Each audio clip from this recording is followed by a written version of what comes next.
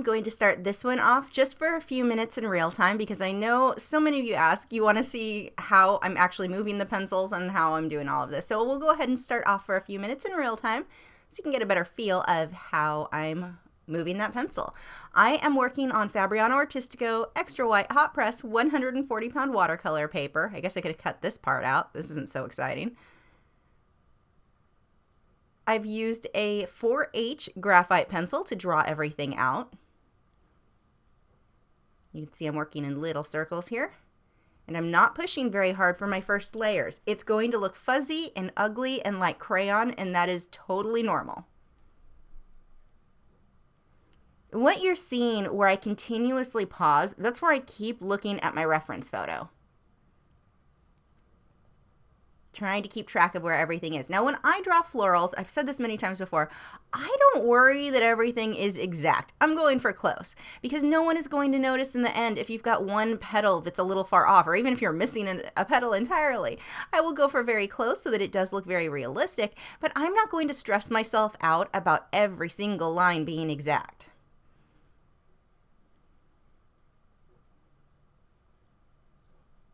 Now on this piece, this was the first time I started playing around with some of the Lyra Rembrandt Polycolor colored pencils. Those are really nice. They're an oil-based pencil, but they feel waxier. All of the oil-based pencils have wax in them as well. There's the Rembrandt one, or Lyra pencil. They're a little bit waxier. It almost felt to me something in between oil and wax base, but they were really nice to work with, and they have some really great colors. They've got a nice hard lead, so you're able to sharpen to a real fine point, as you can see there. You can see I'm layering over what I've already got on that paper. I'm going to do lots and lots of layers before I blend out with the paint thinner.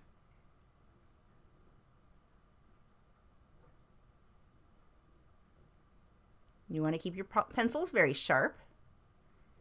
You can sharpen them either with the sharpener, or in this case, you can see I've still got a lot of point on that or lead showing on that pencil. If that started to dull, I could just sharpen it on a piece of sandpaper. That way I don't burn through the pencils quite as fast.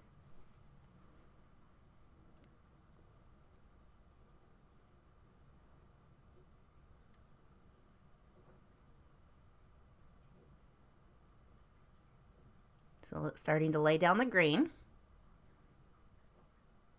And again, I've got that very, very fuzzy outer edge on everything really at this point. That will all get cleaned up later. Now here, I'm working on this white paper and I'm leaving my background white. It is a big deal not to have smudges. That was one thing that happened when I had drawn the 3 red roses sometime last year. I wasn't being careful enough and I had a smudge on the end of the paper. And that's a very big issue. So I've got glassine under my hand to protect it. I'm being very careful this time not to get any smudges.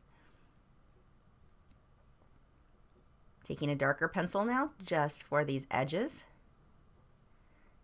You can see you don't want to leave anything solid one color. You want to have them fade. You want variation in there, and that will help it to be more realistic. If I just do those solid green, they're going to look very flat. Got to get lots of colors in there. Now, being that these are green, the complementary to green is red, so I will also be pulling some red into this to get a very natural tone. Eventually.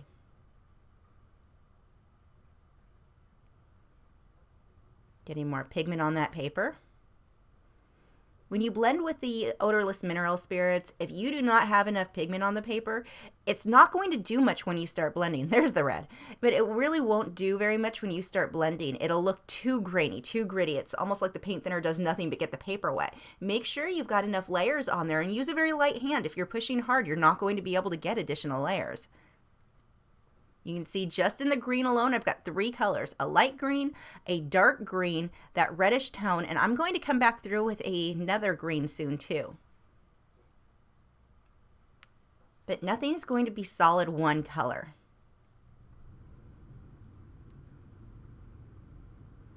Now on these edges, I'm pushing a little bit harder. I'm making them more crisp this way. Of course, that means I'm not going to be able to add additional layers over those. It just won't really stick because I'm flattening that paper. But because I need that to be harsh and to stand out more, that's okay.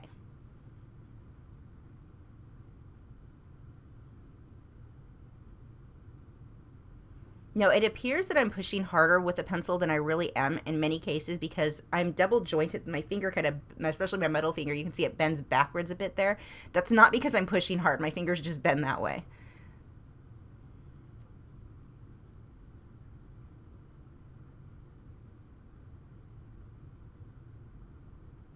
There's that other shade of green that I was talking about earlier. Now, I know everyone always wants to know the colors that I used, and this is very similar to the sea turtle. I used pretty much all of them. There were so many colors that I used in this piece that it's not even worth listing out. It wouldn't be helpful to anybody. And the colors don't matter so much. It's about your values, making sure your lights are light enough, your darks are dark enough. When I'm picking my colors, there is no magical formula. I'm like, oh, look, there's a dark green. I need dark green. I'm using that one. Don't stress yourself out about having the exact same colors. It really does not matter. It's not, so many people think that getting their work to look realistic is about choosing the right color. It's not. It is absolutely not. It is about choosing the right value, getting your darks dark enough and your lights light enough. So I'm using a very small Taklon bristled brush. This is a flat. I'm just blending over all of this. I've got to blend the green separate than I do the flower petals because I don't want to smudge green into those. But yeah, going back to the colors, do not stress yourself out about having the exact color. If you do something and you're like, oh, that looks terrible, then use a different color. And I always test everything out on a scratch piece of paper to see if that's going to be the color that I want. You can pretty much assume I used most colors in both my Luminance and my Polychromos set, and then a few in the Lyra Rembrandt.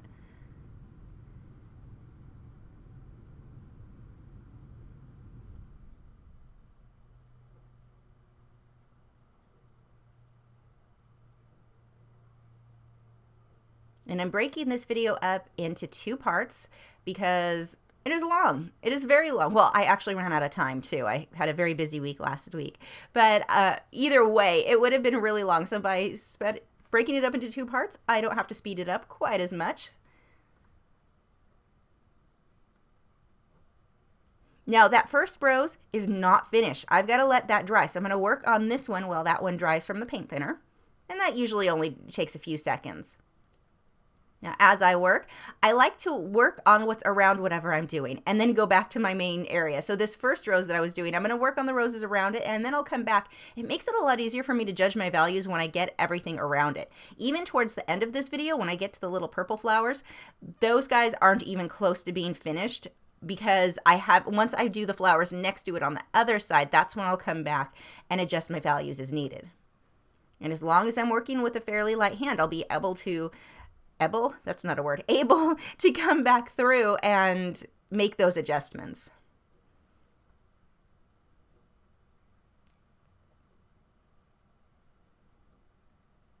So I've taken a scrubber brush to blend that out just to get that pigment in there a little bit more, but it didn't give me enough control, so I switched back to my small that's not a filbert, that's a flat Taklon bristled brush.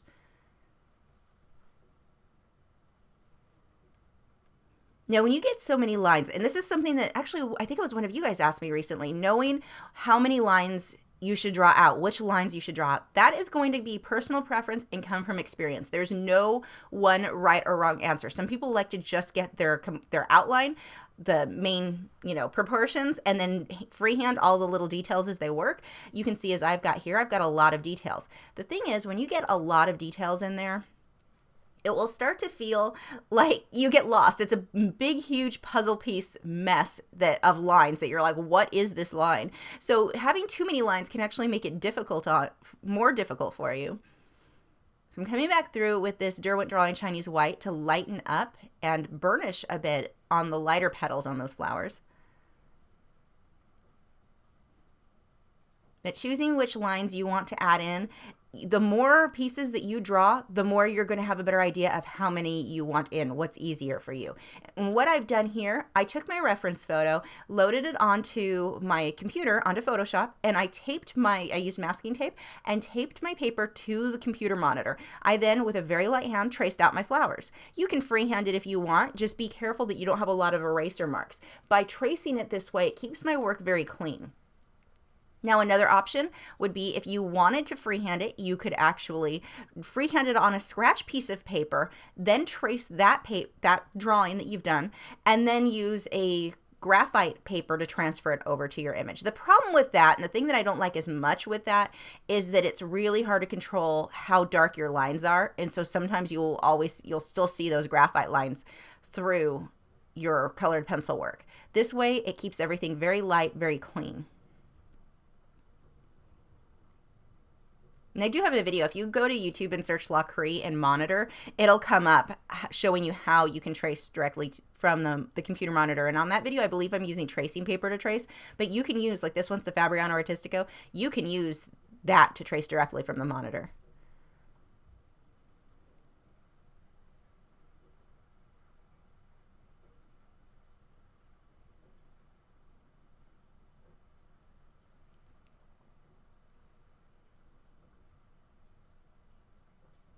Now, as I'm building up, it starts to look like, okay, yeah, sure, those look like they're finished roses. They're not. This is where I think a lot of people run into problems in their work. They get a couple of layers on there and they call it finished too soon. They'll call it, usually I'll see artists call it finished when I would consider it about a quarter of the way finished. Keep working on it and keep layering until it looks good. And with colored pencil, as long as you're using a light hand, you can still get more and more layers on there. Now this lighter cream color, I've gone over my dark lines as well. There was no reason to take the time to shade in each individual section on this rose because the graphite lines were going to show through either way. So just to save time, I went right over all of that. Now I'm coming through and adding my details. Now these little details inside the rose are close to the reference photo, but not exact. I don't need them to be exact. I just need them to be close. If I were drawing a portrait, then a lot more of those lines would need to be exact, especially on the face, the fingers, the hands, that sort of thing. But as far as flower petals, nature things, even if I were drawing a bird with feathers or an animal with fur, the fur and the feathers need to be close. They do not need to be exact. As long as your general outline is right, you're fine. And here, needing your general outline to be exact is not important at all compared to what it is with the wildlife. So if you're new to art, if you're just getting started with this, florals, I know for a lot of people, they feel like florals are boring. Florals teach you a lot. They have so much involved with shading one color to another. They're really enjoyable to work on. I love drawing florals, but they teach you so much in shading and blending without having the stress of making sure everything's exact. I mean, if you draw an animal and the eye's too far to the left, too far to the right, that's going to be an issue. But with a flower, really not a big deal. I guess what I'm trying to say is it's easier in many cases to make a floral look good or look accurate than it is an animal or a person.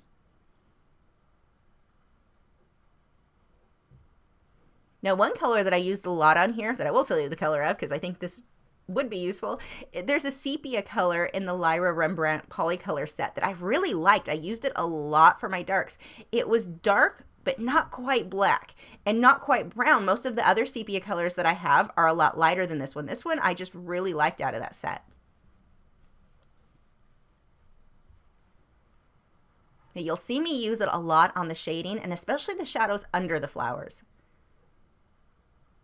And this color, I believe it's Flesh, also by the Lyra Rembrandt, and that one's a really nice color too. A very pale peach pink kind of salmon color.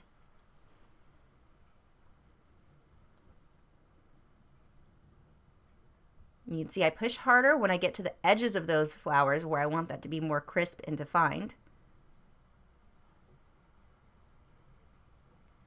And nothing that is done, my grammar is just out the window. Nothing that's done so far with these flowers is completely finished. I will continuously come back and layer. And even once I get over to the purple flowers where you would think these were done, I'm still going to come back over here and do touch-ups. I'm actually going to end up pulling a lot of purple for my shadows into these. And this is one of the reasons that I'll keep going back and realize, okay, I need to do touch-ups. I need to make adjustments on the things that looked like they were finished, because once I pull a new color in, I need to pull that color into other areas of the piece to make it all come together. If I just had purple where the purple flowers are and not anything over here, it doesn't look right. It doesn't flow nicely. So once I pulled that color and chose the purples that I was going to be using for that, then I knew to pull those colors back over here. And again, because I had used such a light hand, I was able to layer that in. Now, when I did pull the purple in, I did have to push a little bit harder because I did have so many layers at that point, but I really did it more for the shadows. Now, see all of those little crumbles that I'm getting on that paper? Do not use your hand to get rid of those, where the colored pencil is kind of falling on the white. Use a drafting brush. And if you go to Amazon, you can get them for like $5 or $6. Just look up drafting brush and you'll use that to wipe things away. Now here I'm using that sepia for the shadows, and then I'll end up putting purple over that later.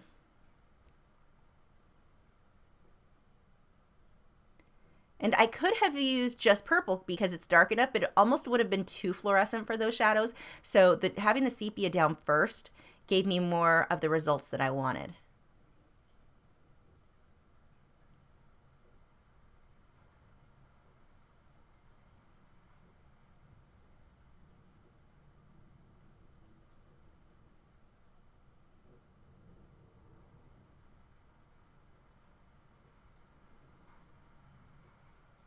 Now this section, all of really the whole section that you're seeing even under my hand, all of these flowers are various shades of pink. And I used pretty much the same pencils for all of this, but in order to make them look different, I had to get different values in there. Make sure that I had different areas with lights and darks in order to not have them all look the same.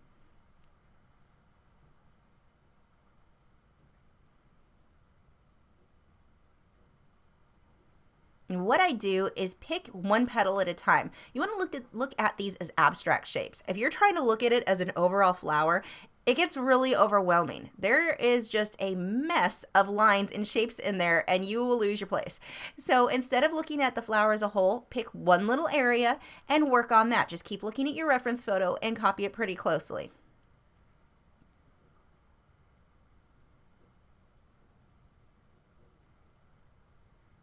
You may want to work upside down too. That helps sometimes trick your eye into looking at these shapes as being just abstract, where you're just copying what you see on your reference photo. When you have them upright, sometimes your brain is like, I know what a flower looks like. I've got this. I don't need to look at the reference photo. And that is so not true in most cases. So by turning it upside down, you're forcing your brain to look at those shapes, to see them more accurately instead of, I know what a flower looks like. It's a really good way to train yourself to draw and shade what you're seeing.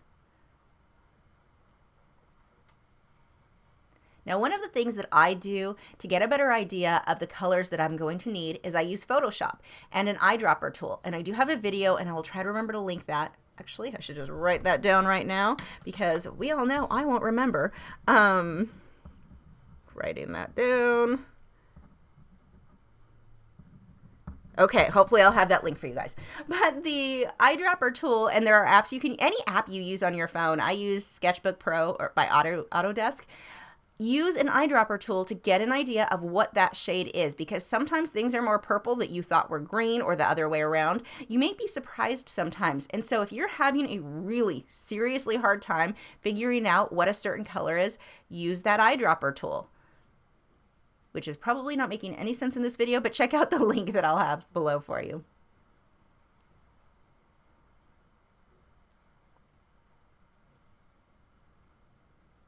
Taking this peach color and going over the green to lighten portions up in the center. Again, I don't want that to just be solid one color of green. You need to have variation in there.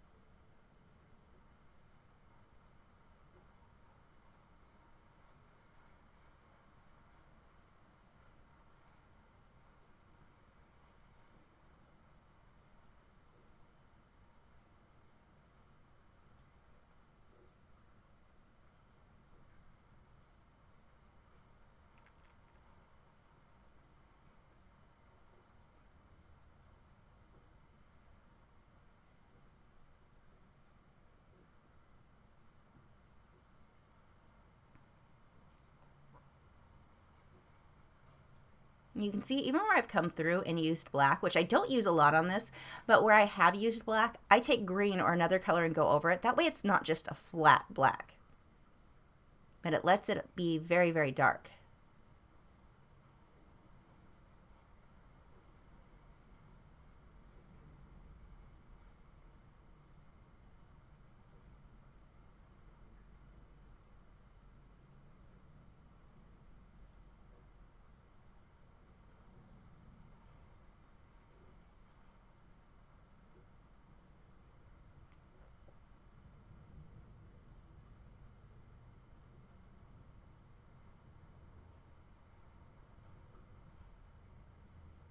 You can really see here too, the rose that I had just finished, the biggest one on here.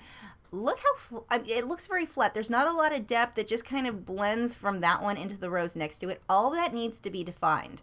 So as I go on and keep working on this, I'm going to go back to that and really define those edges and make it stand out from the rose that's next to it. What I'm doing here is mainly just blocking everything in. Nothing is finished.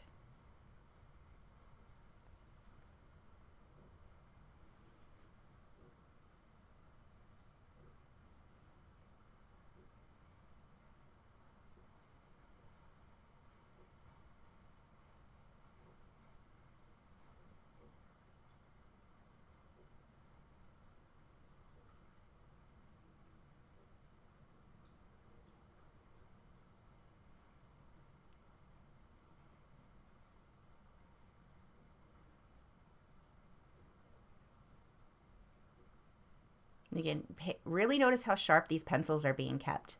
There's a new sharpener that I got. It came in my Smart Art box. I think I've mentioned it before. I know it was in last week's email newsletter, but it's a long pointed sharpener. Oh, I missed a lot there. I wonder where that video clip went. I must have forgot to hit record. But those flowers were all the same as what had previously been done. There's nothing, you didn't miss out on too much.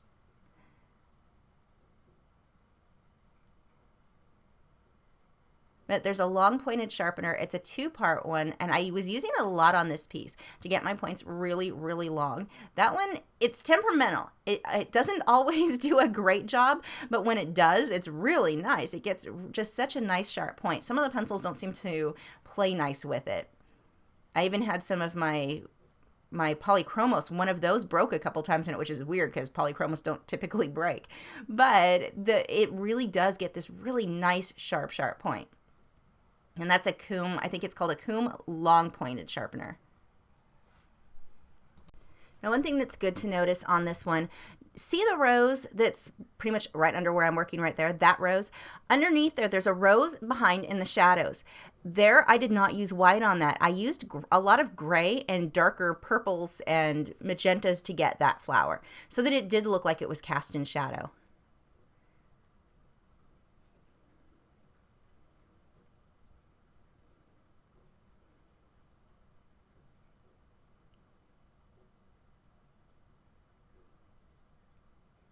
So moving on to this next one, I'm using that sepia tone again, and you can see it's dark, but it's not quite black. Just, I really was enjoying that pencil.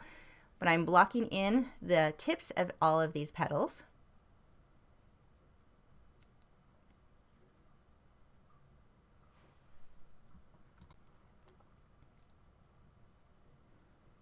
Now for these ones, the colors are very, very similar.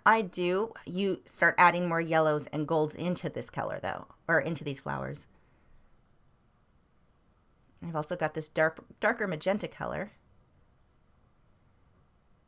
You can see here again that how long that point is on that pencil. That's from that Coombe long pointed sharpener. And that's K-U-M. You can get them on Amazon. I think they're like $6 or $7. And then they're also, actually picked up a new one over at Hobby Lobby the other day because I do like it enough. I purchased one after getting it in the Smart Art box, but I picked that one up. It was about $8, and then I had a 40% coupon. It's one of those, it's worth trying out. I didn't love it when I first started using it. And the more I used it, the more I started really finding myself reaching for it when I needed a sharpener. I would not use it on Prismacolor or Luminance though. The wax-based pencils are going to be too prone to breaking, especially Prismacolor. So I'm just blocking in my lights and my darks.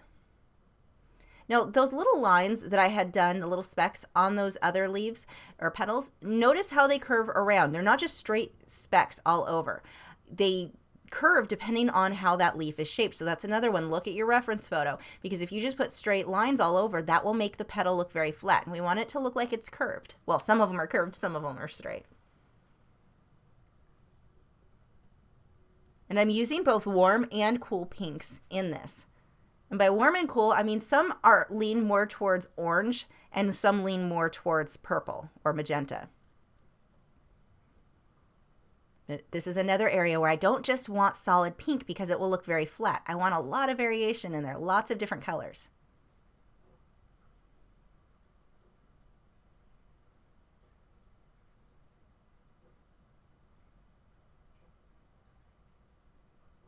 You can see it really looks like crayon at this stage. That is normal until I go over it with the odorless mineral spirits.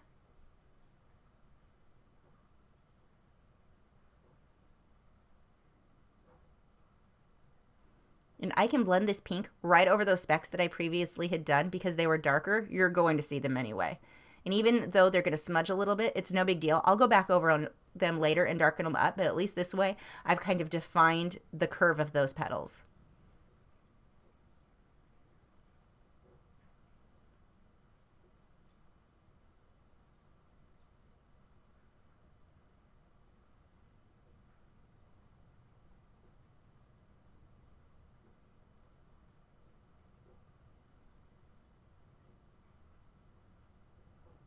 So this is more of a reddish color that I'm now pulling into these. So when I said I pretty much used all the colors, I wasn't kidding. Seriously, there's so many colors that I use. The amount of colors that I currently, because I'm still working on this piece now, the amount of colors I have laid out is insane. There are more colors on my table than I think I have in my storage boxes. It's a mess that kind of drives me crazy. So I'm going to blend that out with a paint thinner.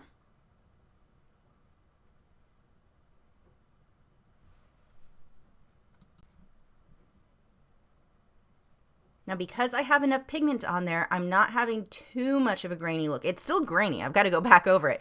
But it's not as bad as if I had just put a couple of layers and then blended out. If you don't have enough layers on there, it will not blend right.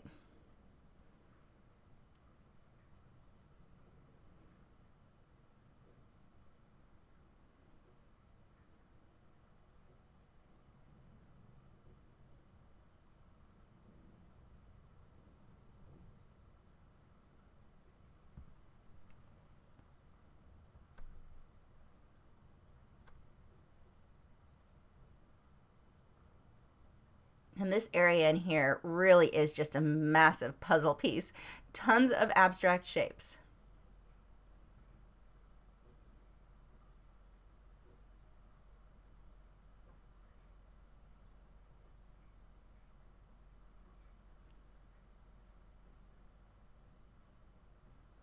One of the things that's really nice when you've got something this busy, people will see something like this and think, oh my gosh, this is too hard. That's too much detail. There's no way I'd be able to do that. In reality, doing something with this much detail, it is so much easier. It's time consuming, but it is much easier to make this look good than something that's very simple, like a single rose. A single rose, you can get done a lot faster, but all of your mistakes are going to stand out more because there's not that much to look at. With this, there is so much going on that if you completely fail on one of these flowers, most people aren't going to notice. Well, when I get onto the sunflowers later, if I fail on that people would notice because it's big. But for these little guys, these little details, the little leaves, there's just so much to look at that it's very forgiving compared to doing something that's more simple. So if you're thinking, oh, I'm not ready for that much detail, it looks scary, give it a try. You may be surprised. But just a warning, it is extremely tedious, very, very time consuming.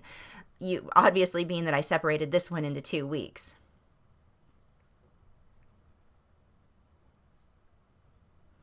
The sea turtle was the same thing. That one was so busy. There was so much detail. It took forever. That was a 3-week project. It took so long, but there little things that weren't great weren't that noticeable because there was so much going on.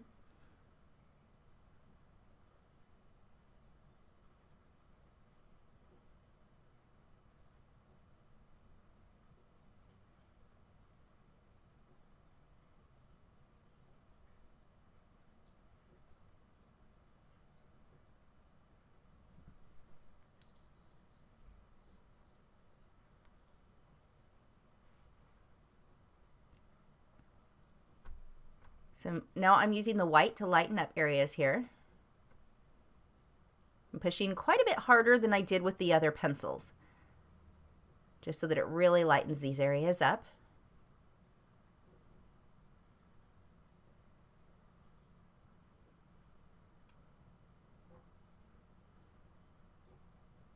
And you can see what a difference it makes by adding this. I didn't just put white everywhere. It's in little select spots, and it makes those flowers, those petals, look like they're so much more depth. They curve so much more. Or dimension, not depth. Wrong word.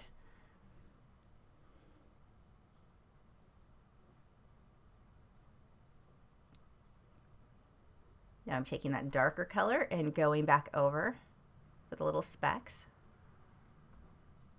And there's my sepia color again from the Rembrandt Lyra Polycolor. I'm mixing all those words up.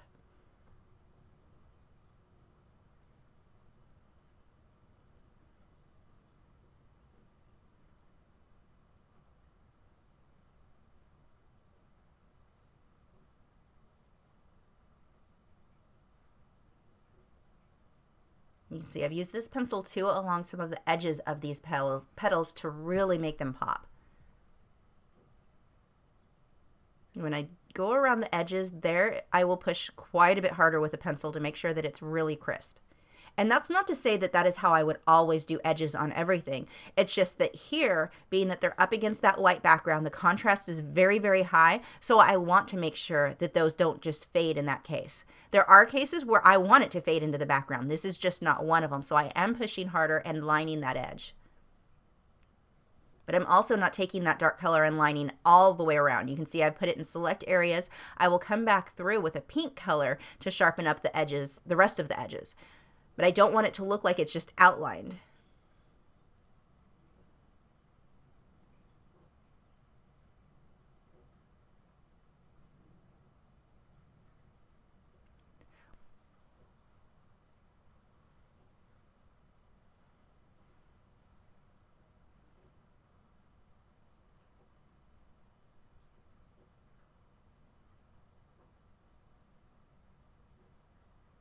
So you can see I originally shaded this one light color of pink, and now I'm going on top with the dark pinks and even some of that one's a brick red type color.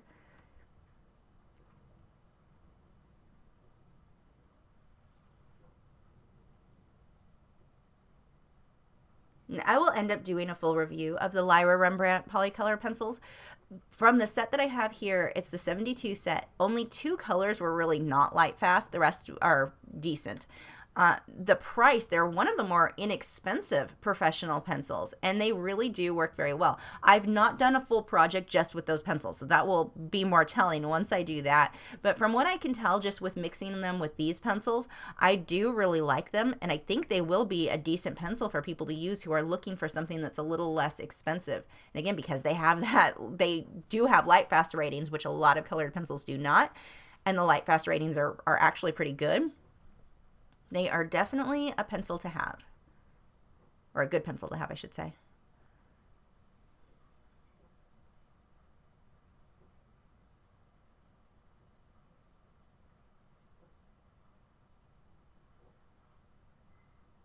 Now, a lot of these greens you look at and go, yeah, that's green. They're not. I'm actually starting with this golden yellow color first, and then layering it or fading it into the green. And there, I was layering that reddish purple color here, both for the little details, and I'm layering it into that green too.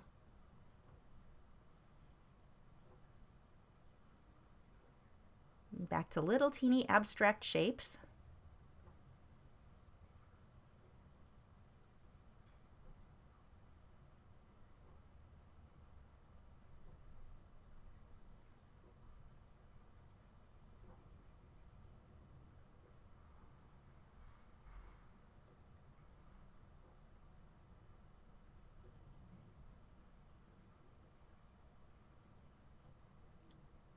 And if you feel overwhelmed by all the lines that you've drawn out, if you've drawn as much as I have here, as you start working, it will start getting easier the more of it that you fill in.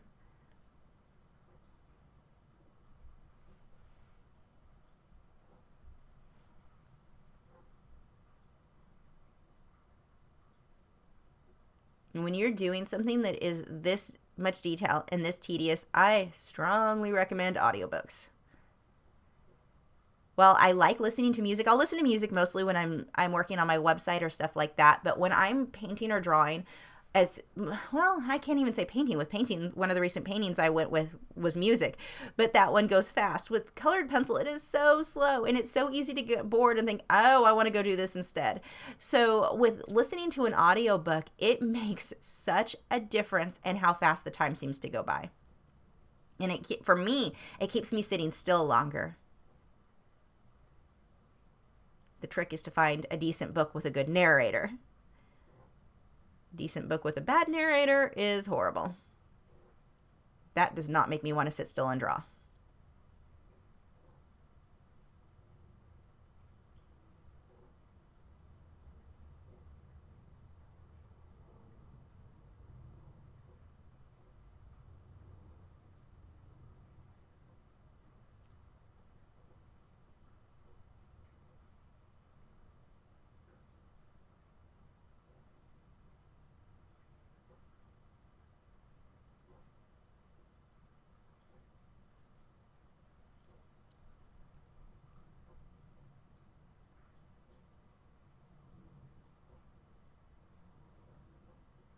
Now, if you want to draw something of your own, flowers were really easy to set up your own still life with. And you can even take photos with your cell phone if you need to. If you've got one of the newer models, the cameras on some of these are so good.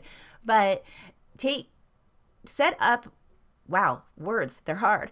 I just went to the grocery store. I got a couple of inexpensive bouquets and set them up on a piece of white, what kind of paper? Some cheap giant cardboard type, well, not quite cardboard, but a really thick white paper that I picked up at the art store. It was very, very inexpensive, but it gave me that white background. You can use anything. They have different colors you can use if you want to get a solid background. But just taking these little flower bouquets, I was able to set up my own layout, my own floral arrangement for these, and it was really easy to do. One thing I would give you, or well, a couple of pieces of advice. One, it's sometimes a lot easier to use natural daylight. Set it up where you have natural light coming in. It's also usually going to be better if you have multiple light sources. If you have strong light on one side and not the other, or nothing on the other, you can completely lose all detail on the dark side.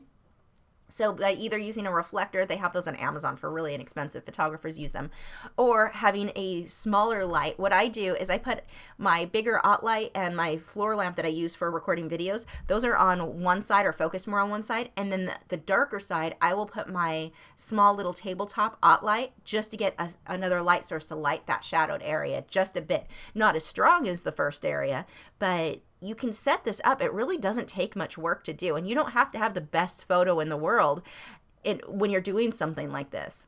You want to have crisp lines that you can see the details on, and it's really easy to get your own reference photos for this sort of thing. And I'll go through, I am going to very soon, actually, we're coming up pretty close on that 5,000 mark, our next milestone for here on Patreon. So I'm going to be providing more reference photos for you guys very, very soon, and I will make sure to throw some of these in that I took with these flowers in for you too.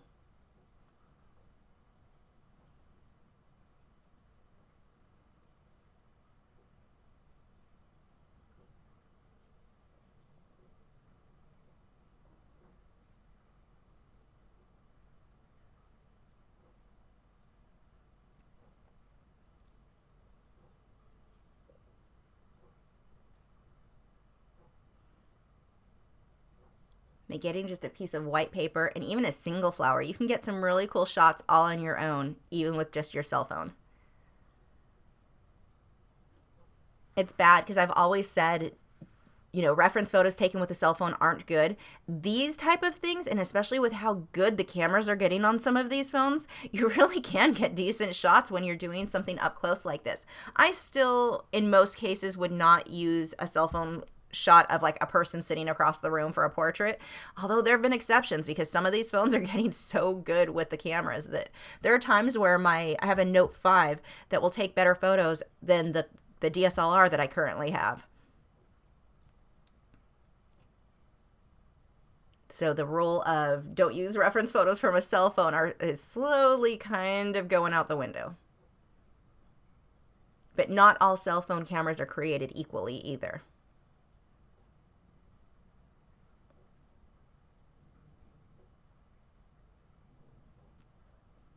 So here for this one, you can see I'm starting by putting the light color, that light pink first.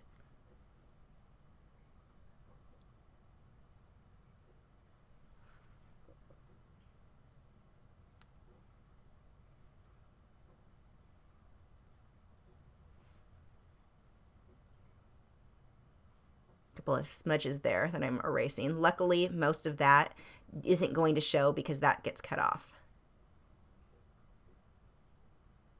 My paper is much larger than my overall art size is going to be in the end.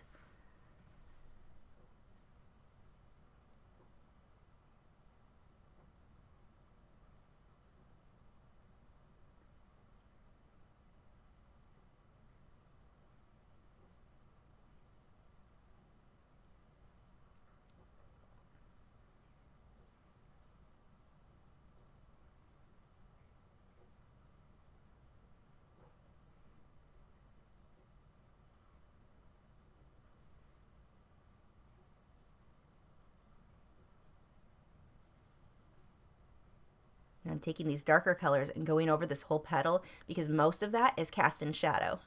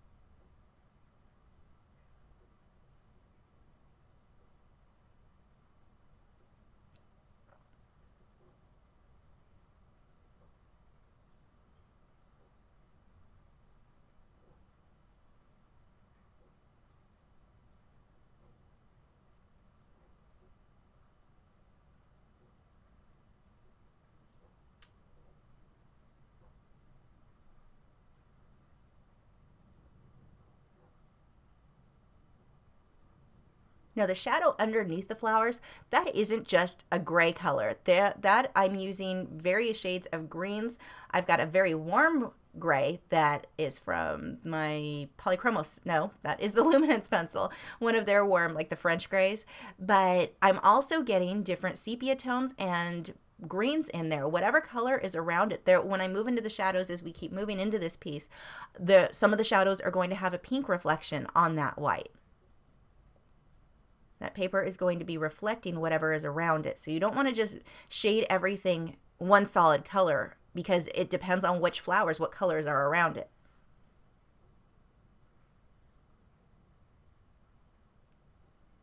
So I'm taking these darker reds and magentas to really define these edges here, and I am pushing a bit harder to make sure these lines are crisp. Those are my last layers, so I can push harder safely.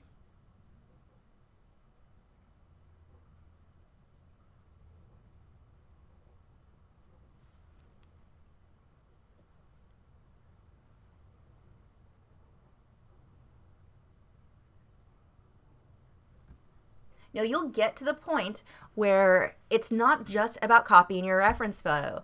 It's about backing up and deciding what is going to make your piece look better. So once I get this much of this whole section blocked in or shaded in, I'm going to start deciding where do I need more contrast? What do I need to do to make certain flowers pop out more? It's not about copying the reference photo. It's about taking that reference photo and making it better. I am not a photographer. I can get decent photos for reference, but as an artist, I'm going to come through and try to improve on that, where I need to hype up my contrast or maybe tone down the contrast. So you want to keep, I mean, I use that reference photo for my base as I get started, but as I work, I'm going to start backing away and looking and deciding what does my specific piece need to be improved.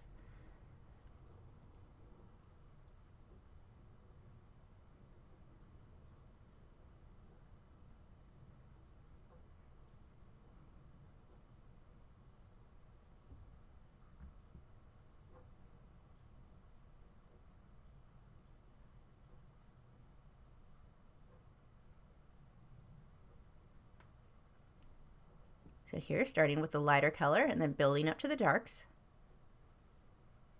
which is normally going to be the case when you're working in colored pencil. That's a little bit different when you work with the powder blender that I used recently, but with this method, with using the odorless mineral spirits on a soft paper like this, we're going to start by using the, actually it's not the powder blender that lets you do that, it's the fixative, texture fixative. But anyway, I keep calling the whole set powder blender, and each individual item does something different. But letting you work from dark to light is from the texture fixative.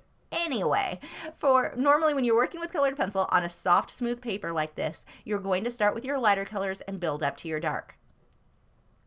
There are exceptions. There are times where I like to start a little bit darker and then add light on top of that. But those are times where I don't need my light to be actually light.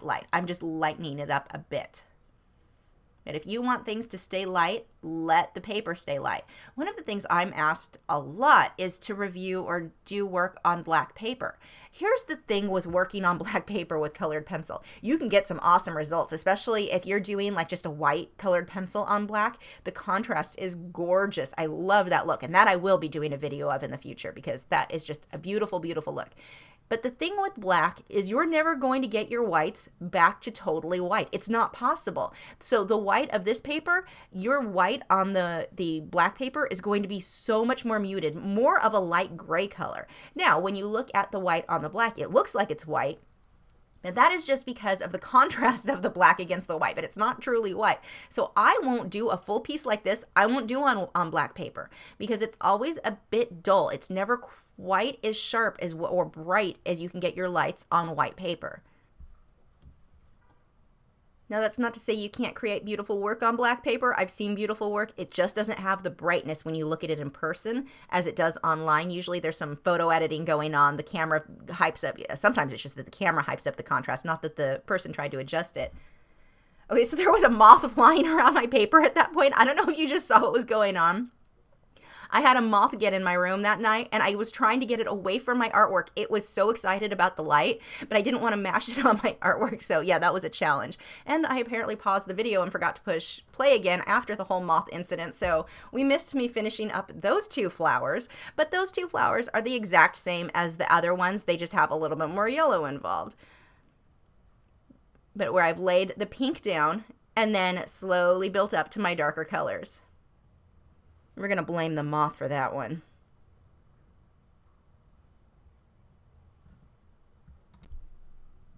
Now, the main thing that you missed on those two, again, thanks moth, was that the edges. Look at how I've created the contrast. That bigger flower there, I guess 3 flowers below where I'm working now. Look at the contrast on my edges. I created that by having the light area on the lighter petals and then darkening that pink underneath it. And this, if I'm remembering correctly, I actually hyped that up a bit more from what my photo was, just to really make that stand out. But the reason that that has dimension and the reason it looks like those flower petals are standing out, it's because of the darks that I have next to it. It's not some magical thing where I chose the right colored pencil and the color is what made the difference. It's not. It's the value. It's the contrast. It's getting my light enough up against the dark color next to it. So I've started again getting the light color here.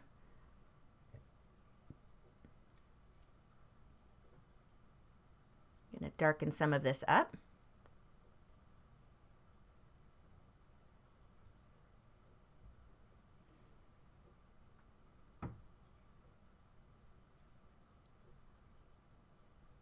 And there will be times when you're working on florals where you're thinking, I don't even know what this is. Is this a petal for this flower? Is it for that flower? If you can get yourself to copy what you see as abstract shapes, it will come together in the end. It doesn't matter which flower petal you thought it went to, as long as you can copy what you see.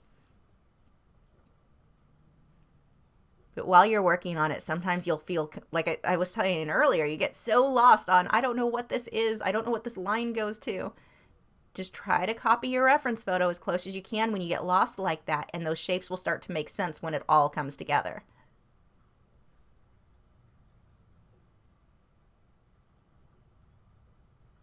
So blend that out with my paint thinner.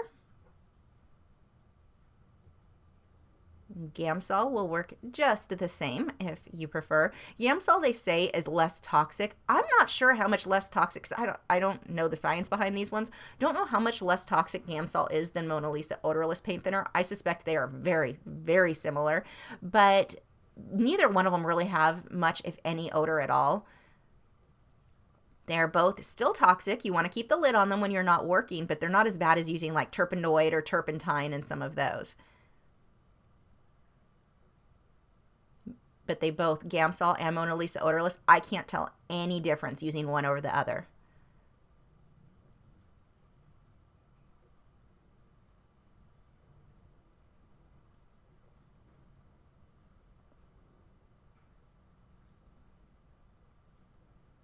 You can see bringing in these darks makes a huge difference. Look how I can sharpen these up, and it just makes those petals pop that much more by getting these really dark colors in there. And that's that sepia color with the Lyra Rembrandt. It's one of my favorite new pencils right now.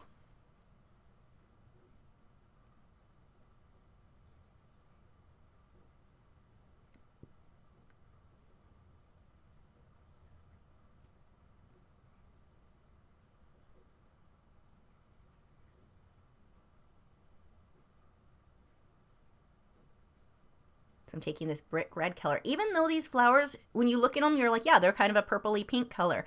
I'm still going to pull red for a lot of these shadows. This deep dark red, it creates that contrast that allows them to pop and not just look like flat pink. If you take one thing away from this piece, that would be it. Mix several colors. If you try to just make this all solid pink, it's not going to have any dimension. By getting these shadows and shades in here, I mean, if I took any one of those flower petals and laid it out flat with a bright white light, there's not going to be a whole lot of variation between the pinks and the magentas and reds. But when you start, you've got curves and shadows, and the way the shadows hit, that's where you need to start getting these reds in there. That's what makes it not look flat. And not just red. Sometimes it's magenta, sometimes it's purple, sometimes it's green.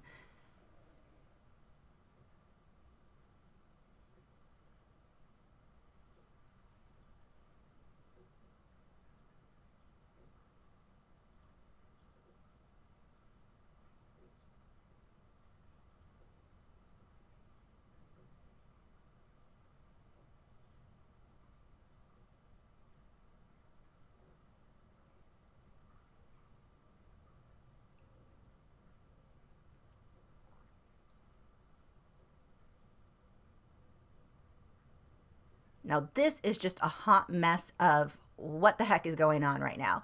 So many lines, so many shapes, and in the end it all comes together. Just copy what you see. I have no idea what petal went to what. I was just copying the shapes I saw in that reference photo. Sometimes you don't want to try to make too much sense of things. Now that mess that I had just done was a bit confusing and definitely made my brain want to explode a little bit. So I needed to take a break. While I let that set after blending, I came down here and worked on a leaf that was clearly a leaf, one shape, easy for me to see.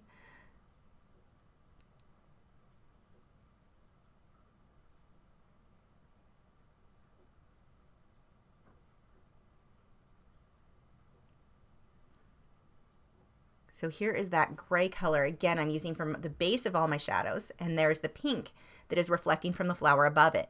And that's a lot of pink that's going to reflect here.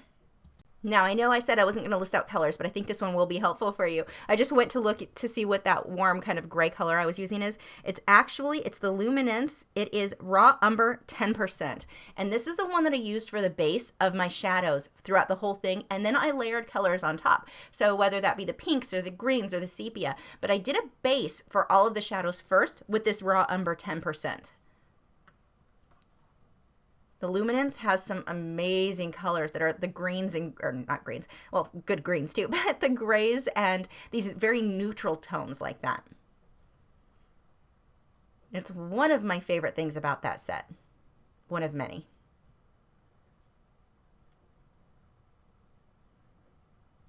With the Luminance, if you don't have any and you just want to pick up a couple, if you go to like dickblick.com, they have the individual colors listed out. Any of those neutral colors, the colors that look like creams, browns, tans, grays, those are such good colors to have out of that set. I mean, all the colors are good, but those ones especially are on my must-have list. Any of the neutral colors. Now you can see my shadow that I was just working on. It's still got that grainy, gritty look. What I'll end up doing is going back over it with white and sort of burnishing it, and it's going to soften that up so much. Apparently we're just going to sit here and do nothing. There we go. So I've got that white Luminance, and the reason that I will choose the white Luminance over the Derwent Drawing Chinese White is the white Luminance I can just get to a much sharper point. The Derwent Drawing Chinese White seems to be a bit more opaque, but it is also a much more crumbly soft pencil. So I'll use that for larger areas where I don't need fine points, but if I need teeny tiny points, then I'm going to go with my Luminance White. They are both on my must-have list of colored pencil supplies. The white from the Polychromos is terrible and nearly useless. It's just too translucent. Darkening up that shadow quite a bit.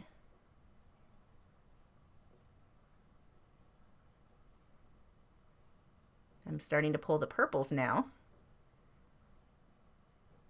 Especially in that shadow, being that the purple flowers are right next to it, so those are really going to start showing up soon.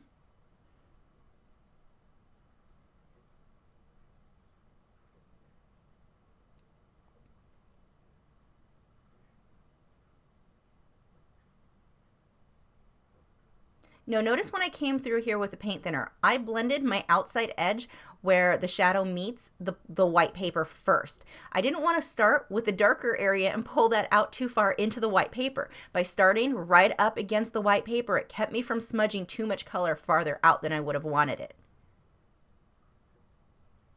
Taking that white again, the Luminance White.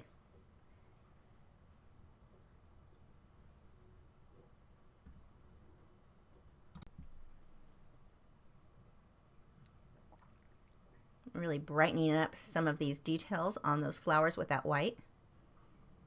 Now brightening things up with white, there we go. Now I was talking about taking that white and going over it. Look how it softened that up so nicely for that shadow.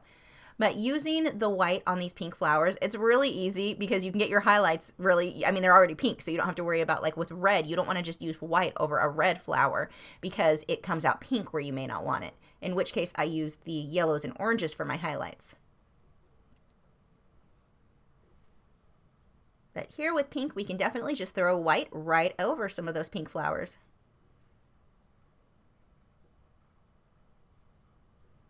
Now these flowers are not my favorite. I don't enjoy working on flowers like this that are very simple and don't have a lot of detail because they're harder to make, those simple ones. Like I was saying earlier, it's a lot harder to make these look good and have any dimension because they're sort of these flat, solid colors. There's some detail, but not a lot. Definitely not my favorite.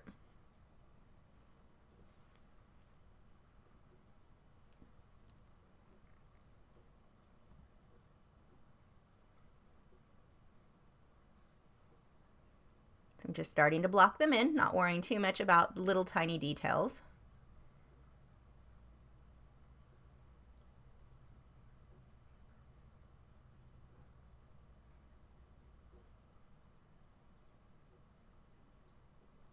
Now when you're using your Polychromos, watch, when you get to these purples and pinks, there are a couple of them that are not light fast. Look at, or not very light fast, I should say.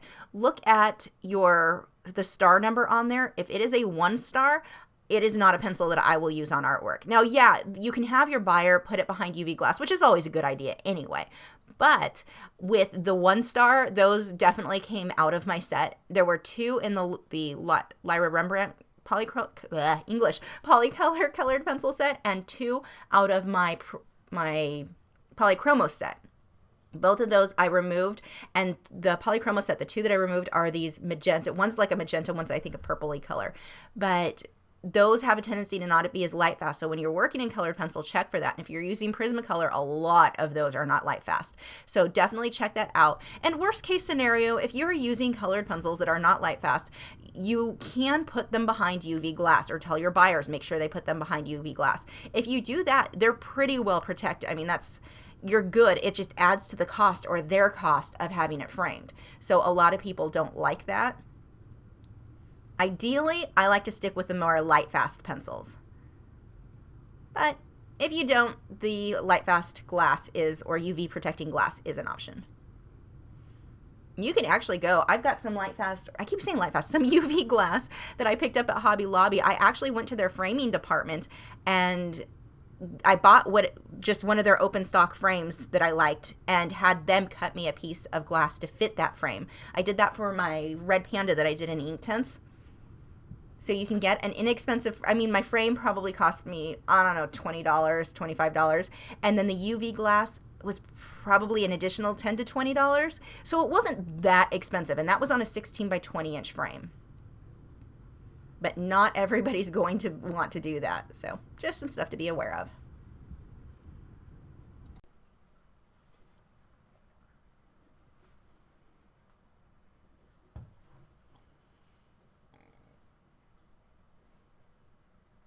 You can see I've got the insides a slightly different shade than the outside.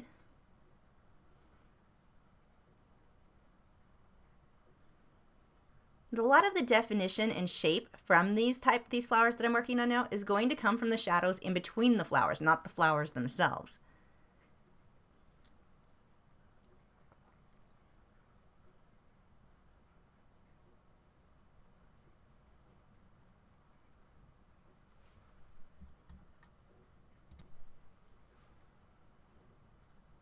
So I've started with these with various shades of pinks and the magenta, that bright magenta purple type color. And now I'm coming on top of that with the darker purples. You want to start with your lighter colors first and then build to your darker ones. Especially with these, because they have this very fluorescent look. And if you start with your darks, you are never going to get that fluorescent color back.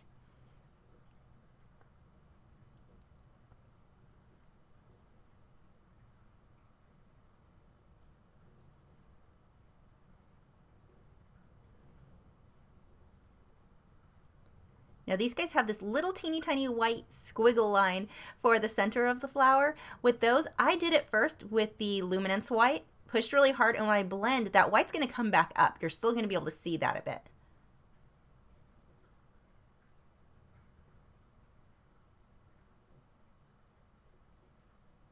You can see right there that little teeny line of white coming from the center of that flower on the one farthest to the right.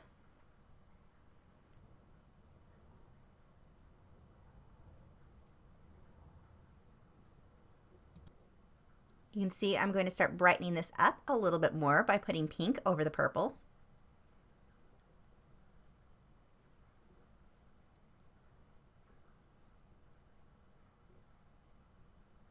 And defining those edges again with the dark colors.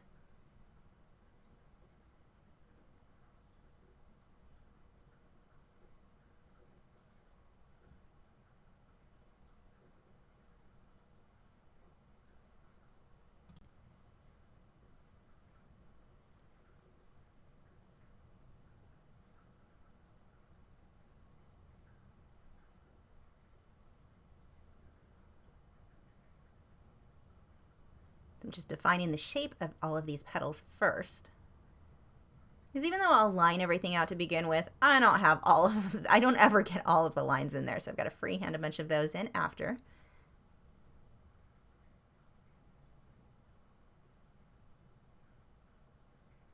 Now I wanted to make sure that I was getting these flowers more of that fluorescent color, so I actually did on a scratch piece of paper some tests with layering different colors to see what was going to work best for me. And I found doing the pink and then this violet, actually let me go see what that color is. Okay, this one is the crimson with the polychromos, that the main color that I'm getting this bright purple, but I've got to start with some of the different shades of pink first, and then the color I'm using there is this crimson color.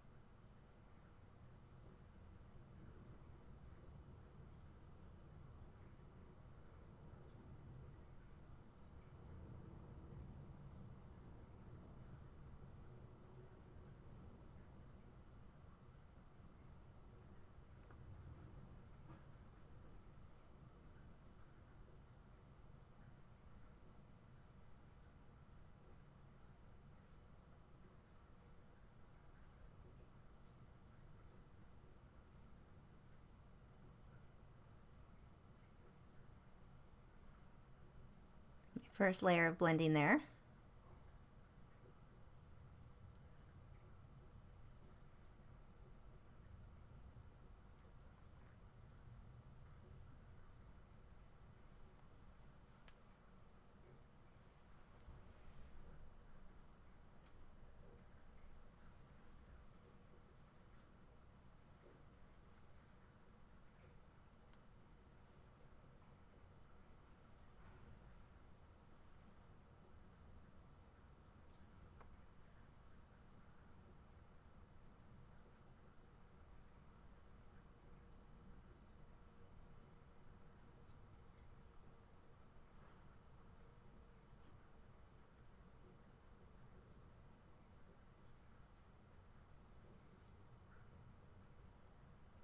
I'm starting to lose some of my lines, so I've decided to block in some of the greens, get those out of the way so it'll make it easier for me to tell where my pink flowers are going.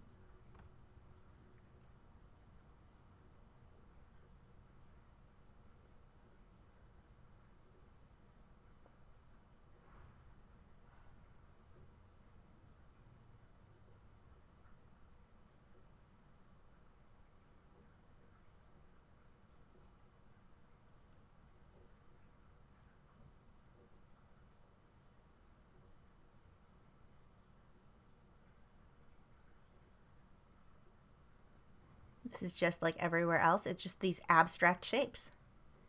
Copy what you see on your reference photo. And for this, if it's a little off, not a big deal. Do not stress yourself out about it.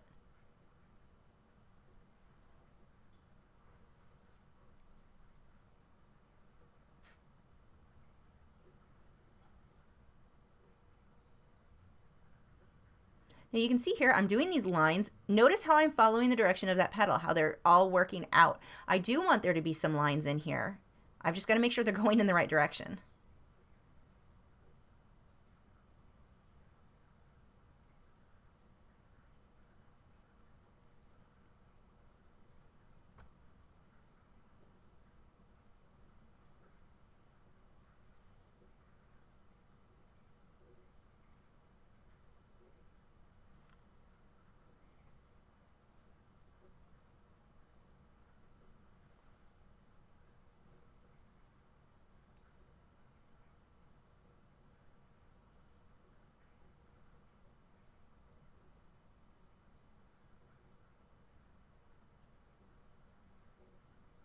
Coming through with these purples once I have the brighter colors in. And pulling these purples in helps the brighter colors to feel that much brighter. I just have to make sure that I don't put purple everywhere.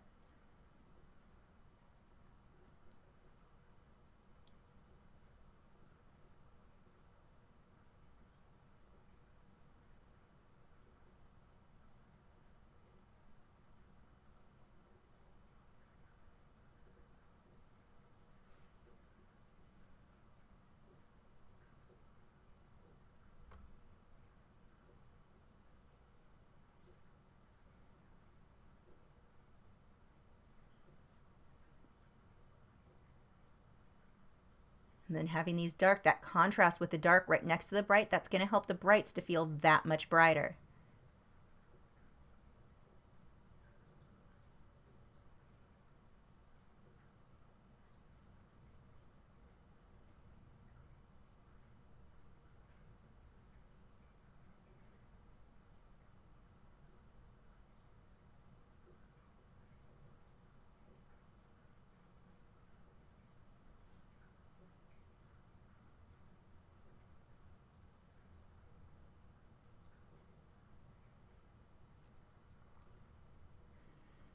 And then this goes back to where I was talking about the black paper. Sometimes the brights will seem brights or the white will seem white. It's not actually that white, but because of the contrast up against the dark, it appears like it's lighter than it really is. So that's where some people will go, no, look, mine's coming out perfectly bright. No, it really doesn't come out. I think I was taking Instagram photos here. So I'm holding the pencils up, and it's really dumb that I did not push pause on the camera. It's probably even dumber that I'm not editing that out. We'll just sit here and laugh at me for that one. But with the black paper, I'll hear people tell me that they were able to get things just as bright on that, and it looks like it's just as bright as it is when it's on white paper. No, it's not. When you really compare them and you really look at it in person, it is not as bright. So if you want your brights really bright, use white paper, but then put the darks next to it, and they'll just pop that much more.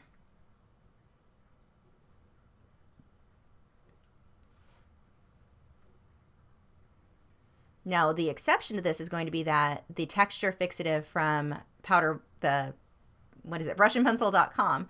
And I can't remember if I actually mentioned this earlier in this video or not, because I took a break halfway through. But with that one, I actually want to try using black gesso the paper, get the texture, because with that, your white should really stand out. There's enough texture on the paper. We'll be testing that in the future.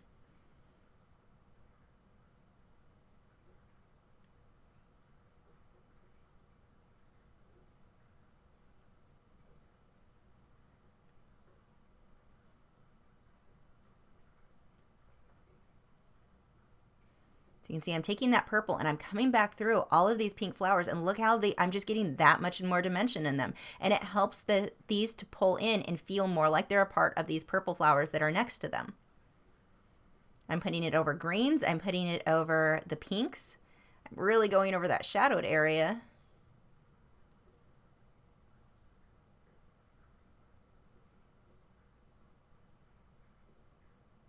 And let's be honest, in part, I was stalling because I don't really enjoy working on these flowers. I mean, flowers in general, yes. These specific ones, I just wasn't having fun with. I like lots of little detail, not more solid colors.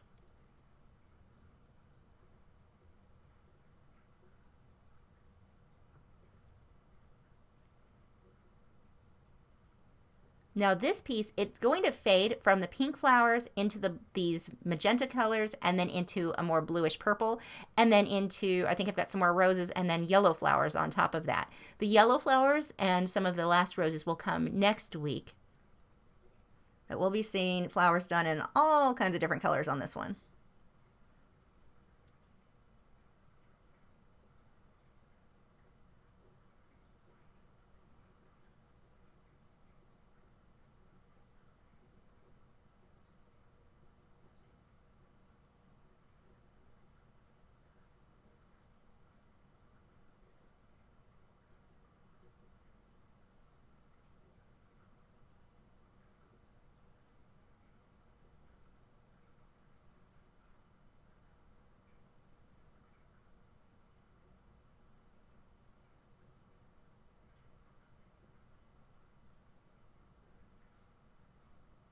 So taking an even darker purple and going back over some of these flowers again.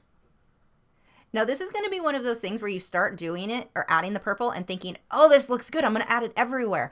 Stop and back away from your piece before you go too crazy with the purple. Yes, I'm adding it in several places, but I don't want to make all those other purple flowers purple. I'm just adding little shadows with it. So add a little, back away, look at it, add a little more, back away, look at it.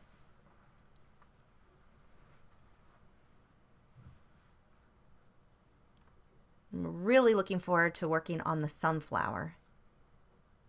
There are so many shades of oranges and browns and yellows in that one.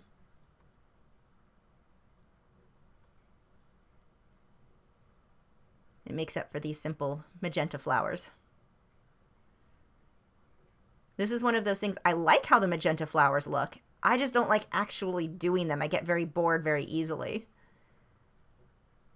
And it's the same when I'm doing portraits or painting or drawing dogs. The inside of the ears are my least favorite part. I love how it looks when it's finished. I just don't like actually doing it.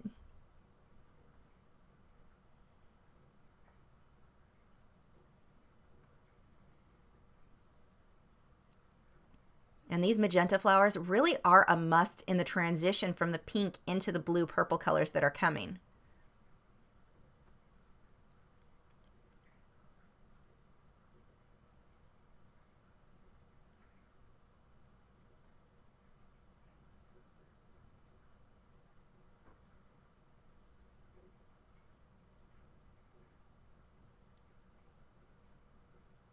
Now, if you are going to take your own reference photos, like I've done here, one huge tip that I have for you, when you get your setup, you take the photos, go look at those photos on the computer before you clean everything up.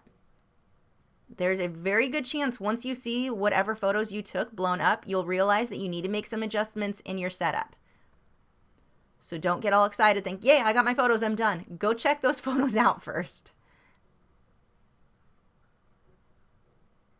And anytime I take reference photos, I take a good 100 photos, whether it be of animals or anything. You should see the amount of flamingo photos I have on my computer right now.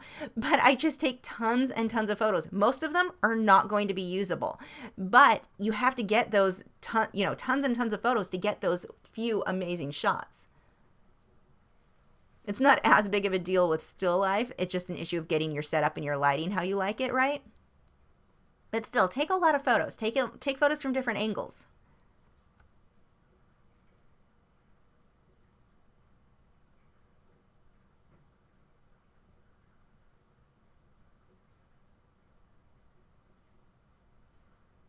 Notice again how many layers I get on there of color or the pigment before I blend with the paint thinner.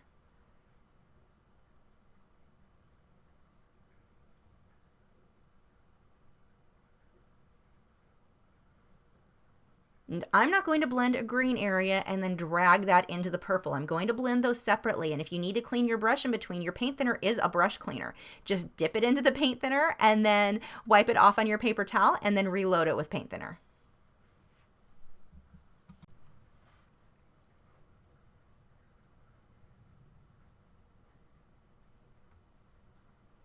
Another big tip I have for you, when you're doing something that has this much little detail, don't start rushing it. If you start getting frustrated that it's just so much little stuff, you're losing your place, take a break.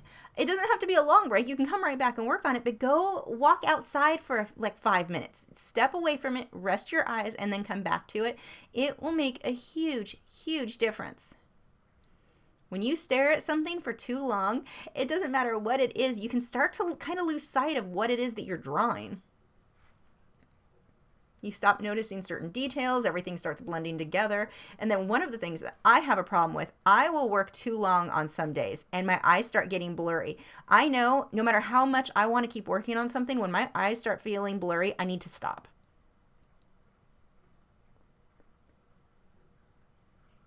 That doesn't happen that often, but it happened a couple of times when working on that sea turtle. I was working so hard to get it finished.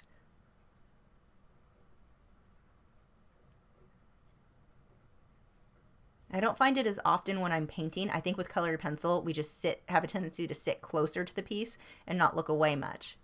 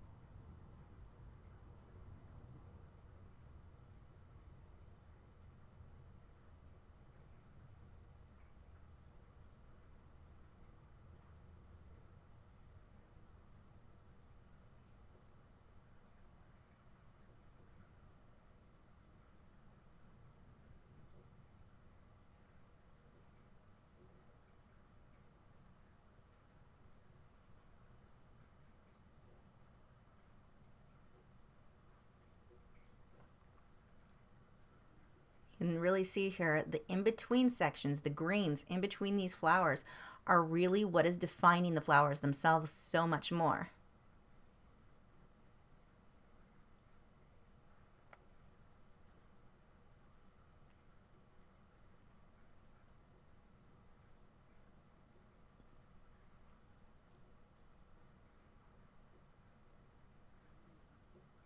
There, I was just wiping away any little shaving marks, little leftovers from the pencil with that drafting brush. Those drafting brushes are great. It's just the bristles are very, very, very soft. They do such a good job of getting rid of eraser marks or bits of your pencil without leaving smudges of that pencil on your work. Never use your hand to brush away those little bits.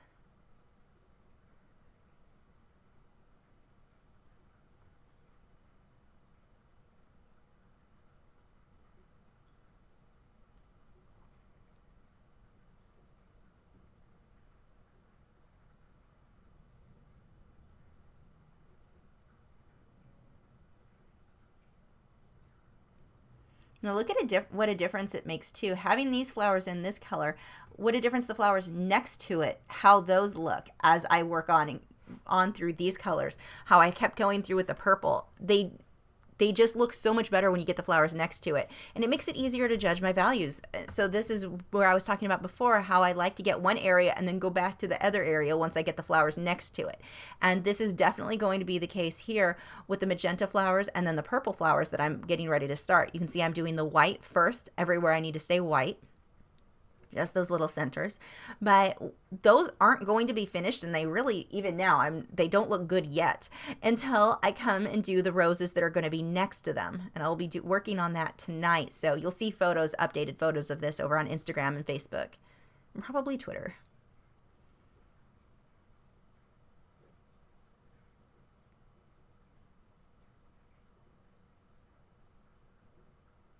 Getting little highlights in there.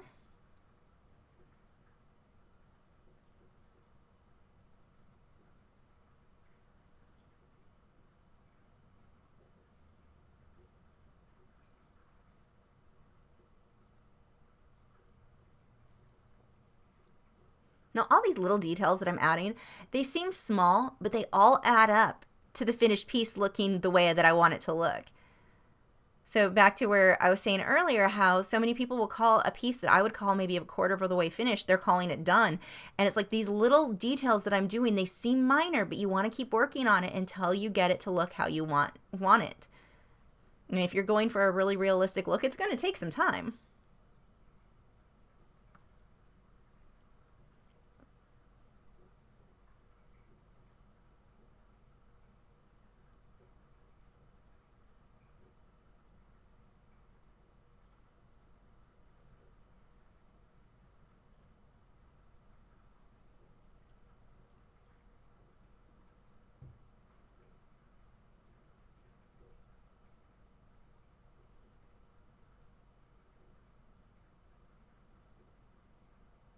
And even these little green sections in here, they were not all in the right place. As long as I get some in there, I'm good. I don't care if they're exact. This area that I'm going to start working on, it's pretty much, I want to say kind of organized scribbling.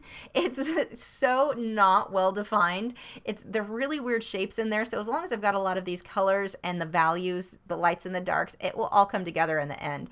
But it's an absolute mess of lines and shapes and squiggles.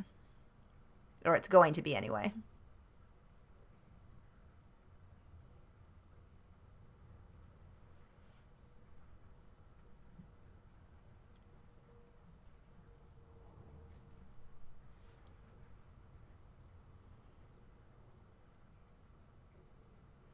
When you start to feel lost, try to find one area where you can look at your reference photo and go, okay, this line goes with that, and do that section. Don't worry about, I'm working always left to right. If you lose your place, just pick a spot that you know what it is, and then work your way back to where you were trying to work on.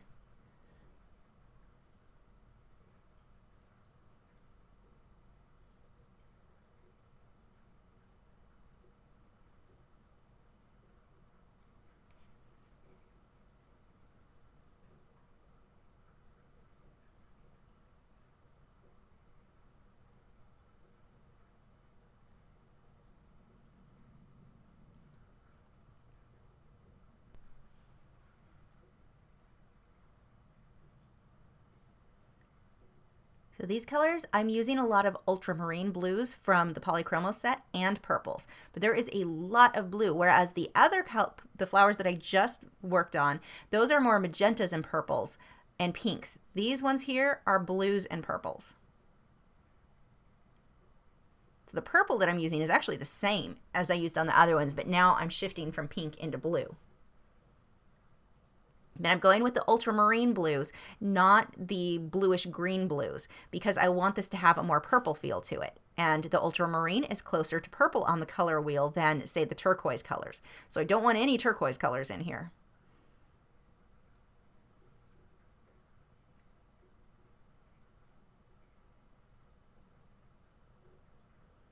And this is another area I used so many colors. Most of my purples and any of the blues that were kind of a purplish tone, along with the ultramarine blues.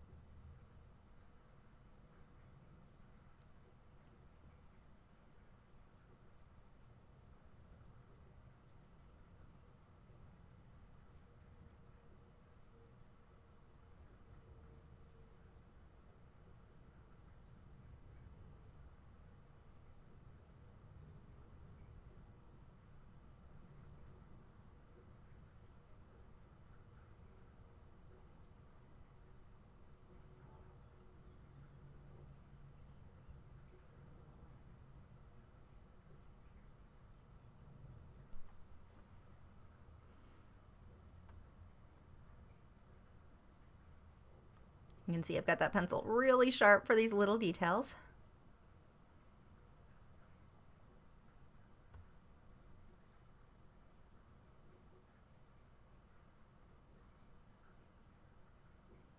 Blocking in some of these lighter areas first to try to help me to keep my place in this mess.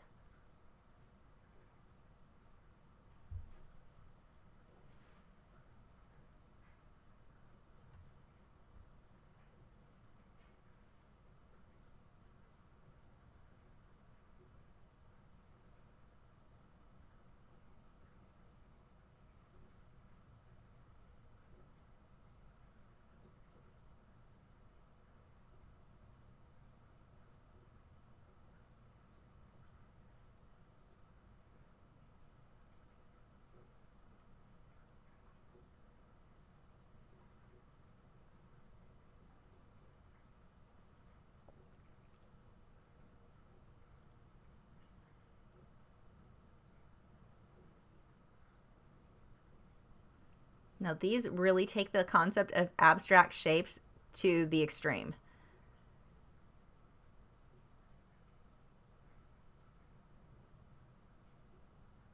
And because of them being these little squiggly lines all over the place, you may feel like it's not looking right as you're working on it, but just keep working. Keep layering. It will come together when you step away from it, but while you're working on it, it's just going to feel like a mess. That's normal. This type of flower is a really weird one to work on.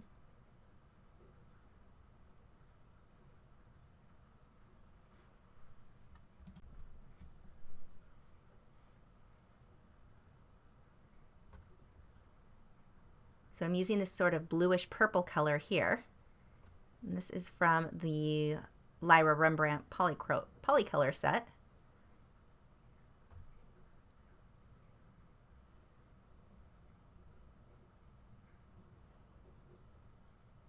One of the things that's nice, when you can find several sets of pencils that you like to work with, sometimes one brand will have a color that another brand doesn't have, which can definitely be convenient. Most of them are going to be close, but every once in a while there's that one, like the sepia color in this one. There's just something about that pencil with the Lyra Rembrandt I was loving. Not quite black, not quite brown, not really gray. Kind of all of those things. Now, here's an example. I didn't have a lot of color or a lot of pigment on my paper, So when I blend that out, look how extra grainy that is. This is what a lot of people are having happen when they work with the paint thinner and why they're not happy with the results. There's not enough pigment on that paper. I'm really not sure why I blended it at that stage. I'm not hurting anything. It doesn't really matter, but it also doesn't look good yet.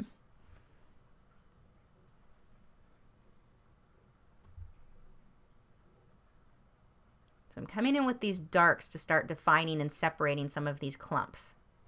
And that's really what these are, big clumps.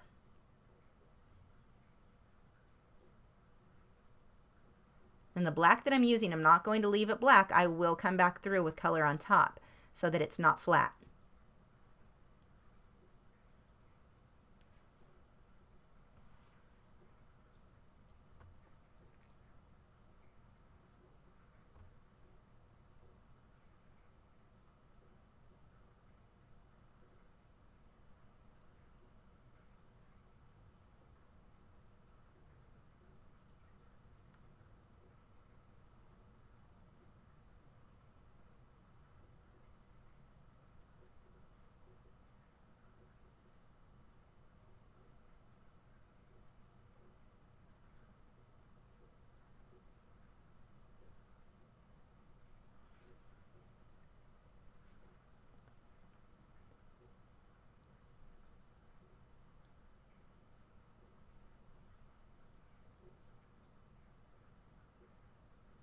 And this is going to be similar to the last flowers in that these darks are what's defining the purple and blue portions of the flowers.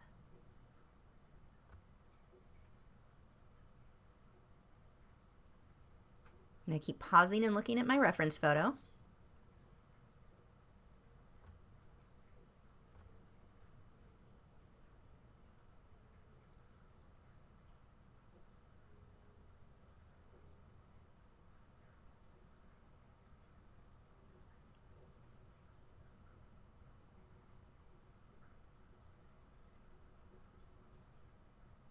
Anywhere where I'm afraid I'm going to go too dark, I will put white down first. Works as sort of like masking fluid, not as severe or extreme as masking fluid, but it does protect the paper a bit.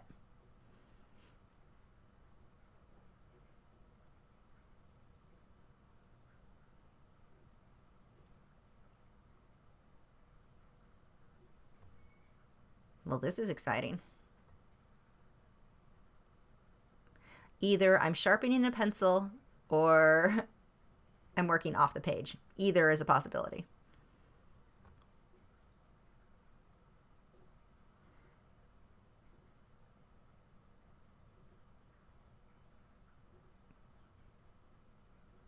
Looks like I was sharpening a pencil because there's nothing going on off the page.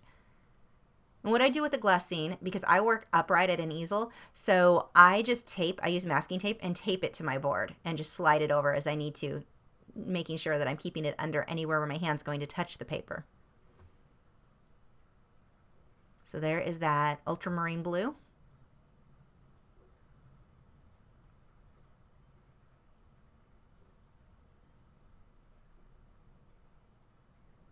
I'm just going over everything with this.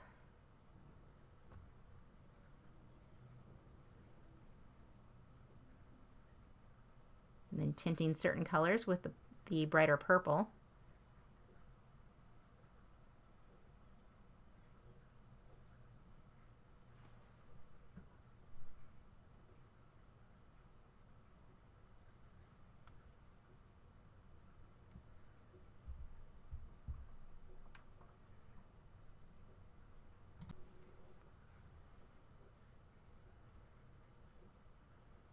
You can see how much that white will really show up against the darker colors that are on there because I haven't flattened the tooth of the paper. Had I burnished at any point, pushed hard, that white wouldn't stick to anything. So by having kept a light hand through all of this, when I want to come through and get a little bit more white, brighten things up, the white's going to show up some. It's never going to pull it back to completely white. Anything I want to be white, I need to let the white of the paper show through. But to lighten an area up, I can definitely do that with this pencil, because I have not pushed too hard. Now here, I'm going over the areas that I had first put white down. And so when I blended it over, it looked like it was darker, but by putting white on top, it pulls it back up because of it being white underneath like that.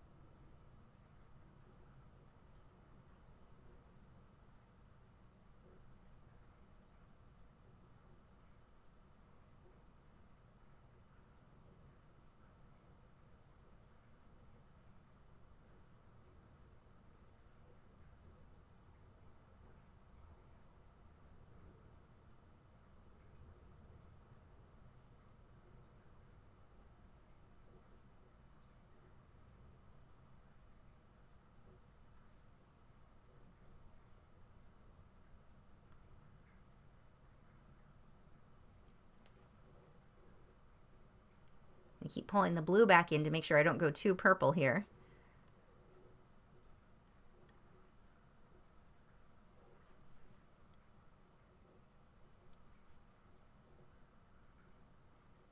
You can see the areas that I had previously done black, I'm putting the purple right over it, which just makes it look like a nice deep dark purple shadow without being flat black.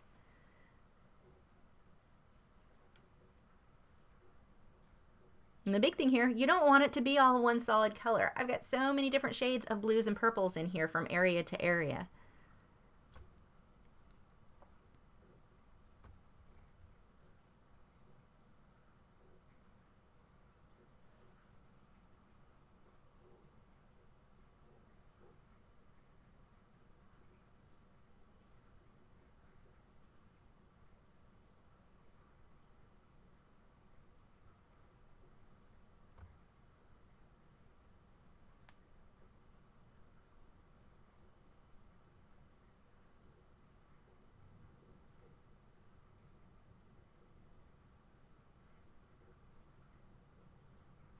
This group of flowers, this purple one, is actually very similar to some of the coral that I had done on the sea turtle. The shapes, the way that it's laid down, very, very much like a lot of those.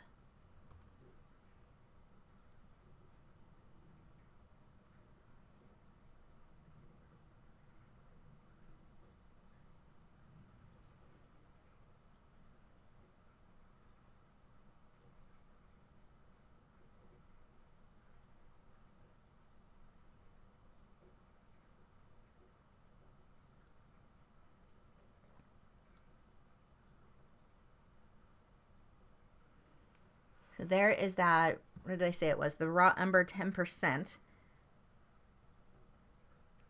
And then the purple over that. This is what I was talking about earlier, where it's the colors around it that are going to determine what color that shadow is. I don't just want the raw umber on everything. I mean, it is on everything, but I've got to pull those colors around it too. The white is very reflective.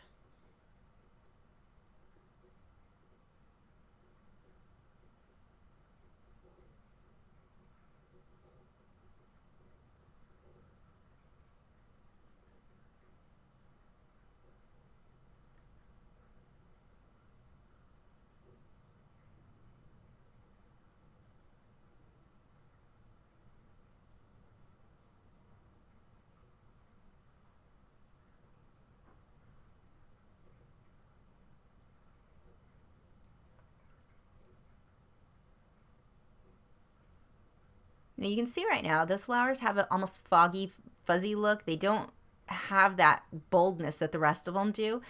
All of the flowers go through this stage. You just have to continuously layer them until you get them where you want them. And as long as you're using a light hand, you can keep adding more and more layers. Now, if you're using a paper that's too smooth, like Bristol Vellum or the Stonehenge that's sold in individual sheets, that you are going to be much, much more limited on how many layers you can get. I've used the Bristol Vellum with colored pencils a couple of times.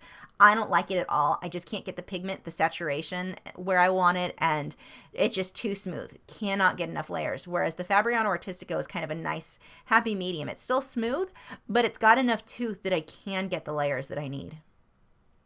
The type of paper that you're choosing to work on will make such a huge difference. And even now, I've got some of the sanded paper and the, after having used the gesso paper, some of the rougher tooth, depending on how rough, I mean, try some different papers. You can get some different effects that you might really like.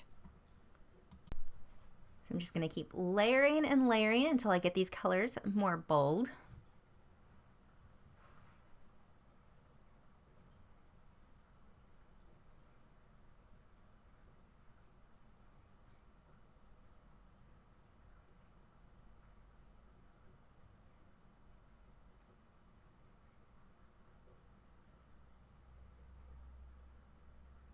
Defining some of these edges with more white.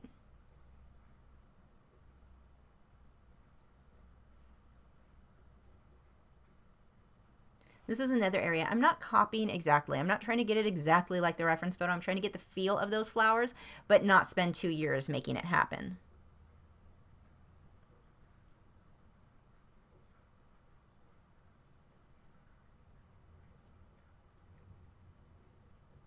The more layers I do, look how bold these colors start getting. Just a reminder, it looks like I'm pushing really hard with that pencil because of how my finger bends. I'm not.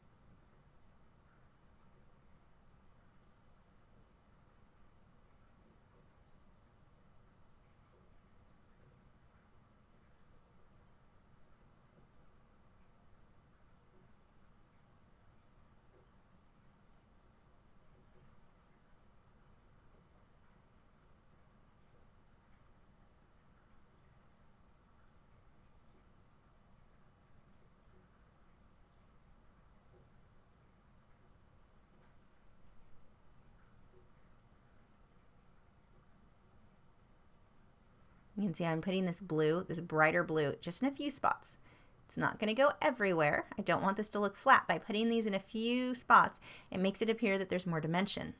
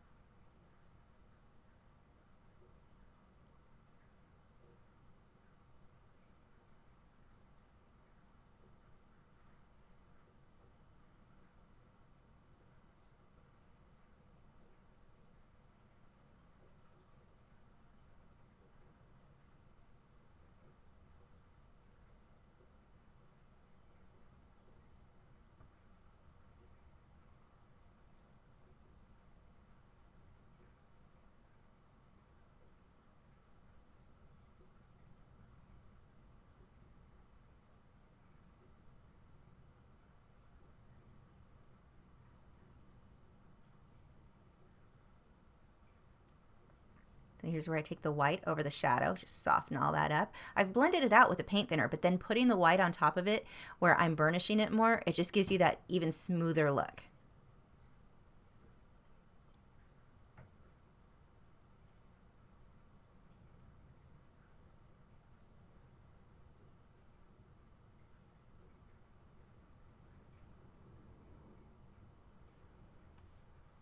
I'm taking a bit of that magenta color and coming in between some of these because some of the flowers, the magenta flowers from behind are still peeking through, but they would also reflect a bit onto the purple.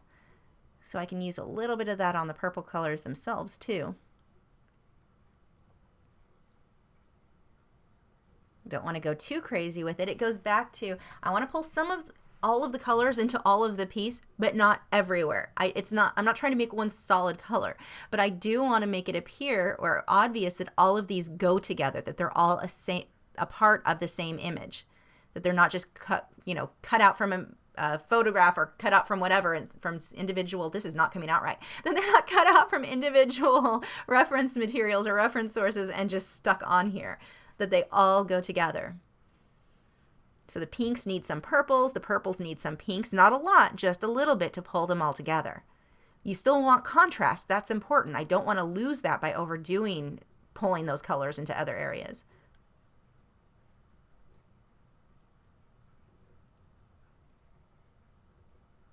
You can see I'm taking a little bit of that blue now and pulling that into the magenta flowers, just a bit. Not going to go too crazy with it.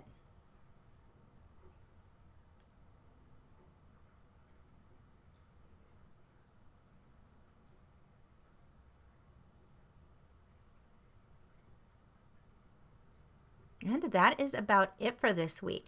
We will continue this piece, finish it up next week.